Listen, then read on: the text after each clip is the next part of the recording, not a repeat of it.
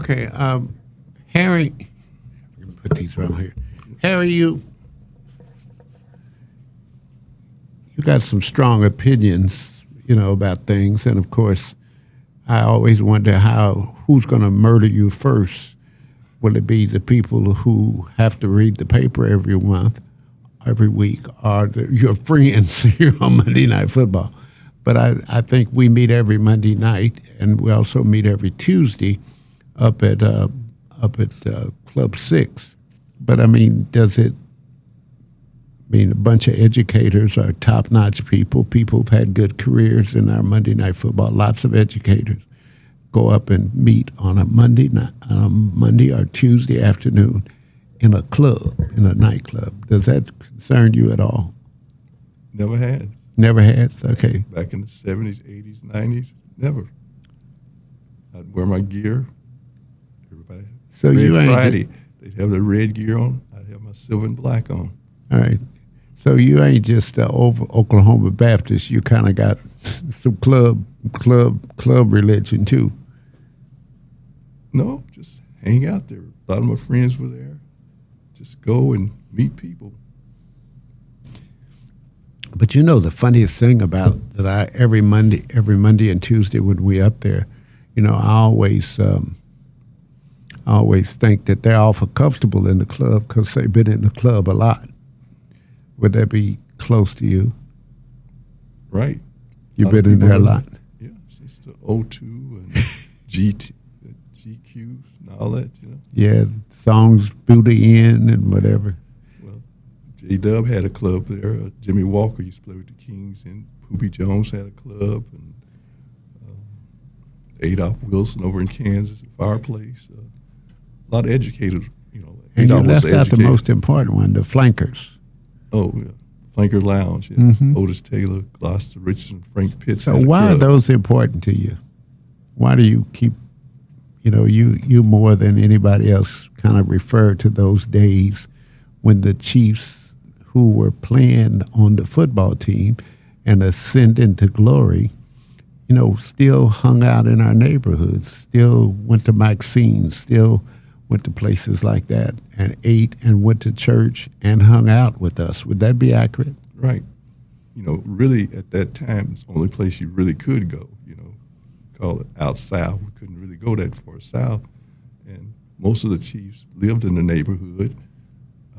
So they were there, visible. You could talk to them all the time. They had clubs. Buck had a club over in Kansas. Like I said, the Flankers Lounge. So they were in the community. The churches, they were at church every Sunday.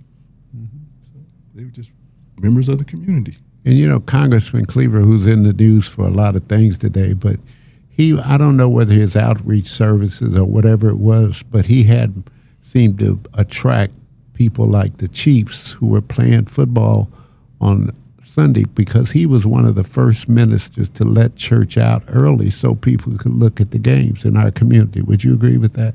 I agree.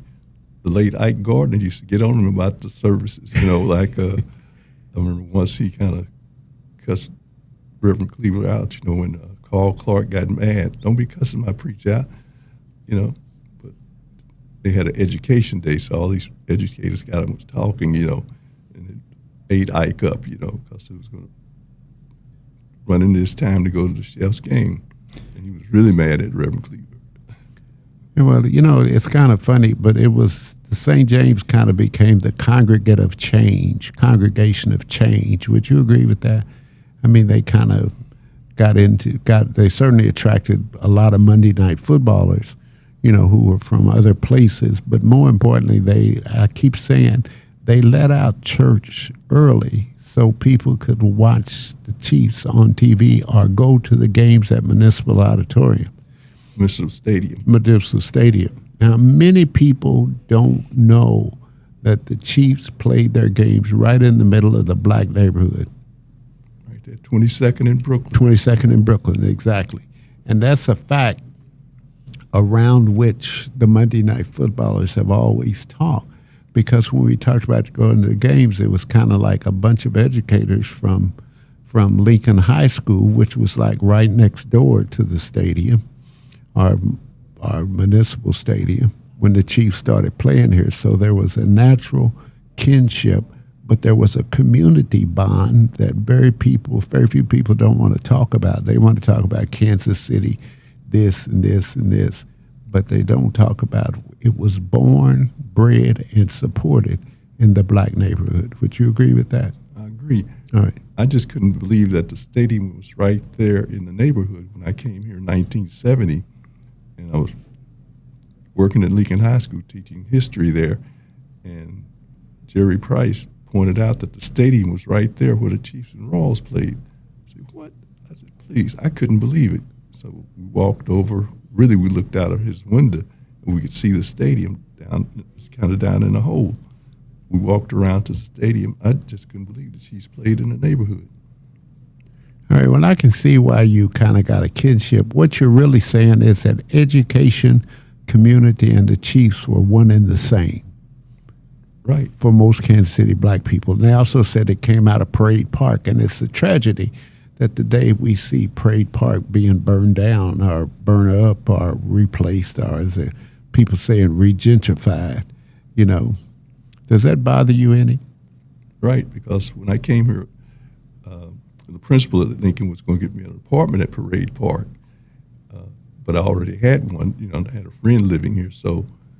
But he said he knew the manager there. He was going to give me an apartment at Parade Park, because a lot of teachers live there. Well, Parade Park represents more than just an opportunity to bring some more businesses and redevelopment in the community.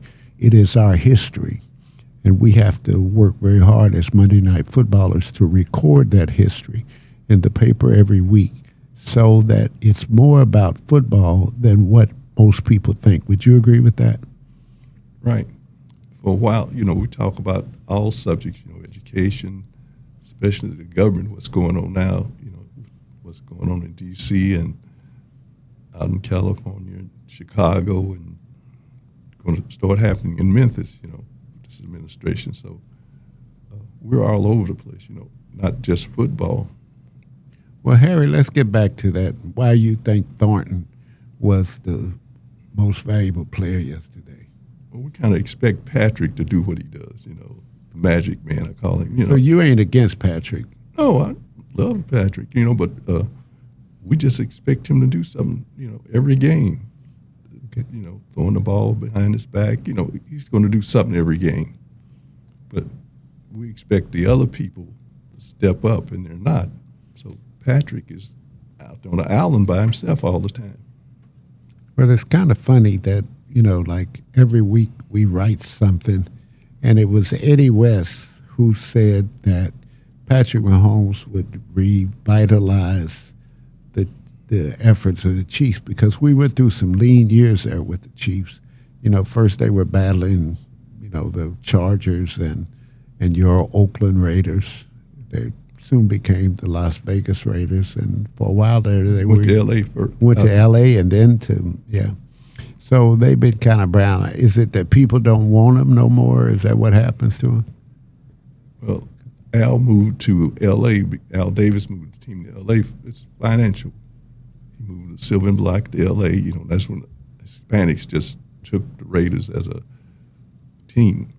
Movie stars started following the Raiders. Ice Cube, you know, he was just a Raider fan. So people in the inner city just wearing silver and black. You see the athletes, most movie stars, James Garner would be on the sideline. Brett would be on the sideline. George Brett, Balboni, Jamie Quirk would be on the Raiders sideline in L.A. So the Raiders have a part of the history that you embrace, and that is fairness and equity and all the things that we talked about in our community. Right. First team to hire minorities coaches. Okay, and who were some of those minority coaches? Well, Art Shell was the first. He played on the left side of the Raiders' offensive line. He's a gold coater. And then we had Tom Flores, who played here with the Chefs as a quarterback. He's a Hispanic, Mexican, Latino. He became the second minority coach of the Raiders. So Al, really diversity. Raiders have hired blacks in the upper office, giving people second chances, not only blacks, but all Lyle Alzado, a lot of people who were mavericks and all, troublemakers. He gave them a second chance. Mm-hmm. So are you saying the thing that we talk about today, diversity, equity, and second chances, is embodied or was embodied in the Oakland Raiders way back when they joined to play against other teams in the American Football League? Would that be accurate? Right.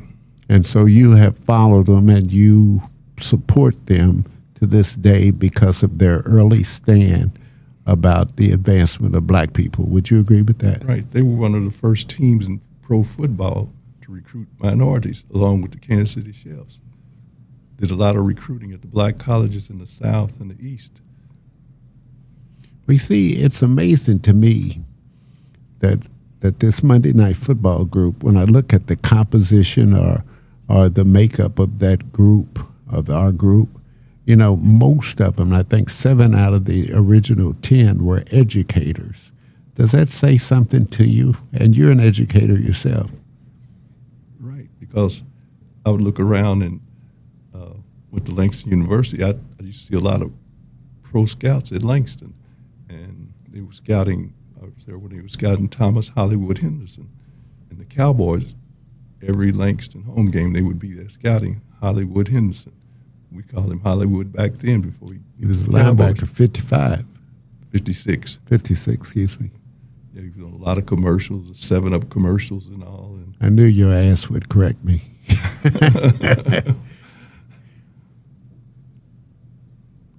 Well, I think you're kind of a great guy, and but I don't respect your opinion about the Chiefs. I respect your opinion about knowledge about the game and the front office kind of stuff, because it doesn't matter how they play on the field as much as it matters that there's somebody guiding things in a way that allows people to grow as a side, because they watch football. I don't know how many millions of people watched the game yesterday with New York Giants, but it was in a class all by itself. It was on Sunday Night Football, which was the game of the week. All the other games had been played. Nothing else is on at that time, Yeah, you're streaming something, on the regular channels. You have to be streaming to find something to watch. That's right. But we knew the Chiefs when they were walking around the neighborhood in segregated times looking for housing and someplace just to go worship. And this community embraced that. That was back in '63, probably to 1970, when they played 1969. They went to the Super Bowl the first time. That was the original Super Bowl. I mean, they played. They wouldn't call it the Super Bowl then. They played the first meeting between the American Football Conference and National. They played the Packers and got beat. Then the Raiders played the next year. Then the Jets won. And then the Chiefs came back and won in 70. Well, you know what? It's kind of funny, and Dr. Martin is gone now, but when Dr. Martin talked about just hold the course or stay the course in these troubling times that we're faced with now, it's kind of people like you who hold it together with facts. Not just opinion, not that, things ought to be better and whatever, but you hold it together with facts. And even though I don't like it that you're against the Chiefs sometimes, I have to give you credit that you are a very credible person by keeping up with the facts. And the facts kind of, in this case, bear out the support that I think the Chiefs or the AFL tried to put together way back when Al Davis was around. So anyway, right here, we're to the end. We got 2 minutes, 1 minute to wrap up. We're here every Monday. We record. We're a group of old octogenarians and nonagenarians who have followed football ever since the Kansas City Chiefs began in 1963, leaving Dallas, Texas to come here to start a franchise. And of course, we've been supporters of that for a long time. And I always leave with this thought in mind, that it was the black community that embraced the Chiefs in its early days, supported them, bought season tickets, set up in the crowd on a horrible baseball field overlooked by the Lincoln High School. It was a natural part of our community, and we're still talking about it 55 years later. And so we are as much a part of Kansas City's Chiefs history as is the Kansas City in general. We're not latecomers to the party. We were at the party. And I guess with that, it's a good time for us to stop here and go on. And we'll be back next time, next Monday, to record it all over again and keep telling our history, just like Dr. John Martin said we should, and we're doing right now. Take care.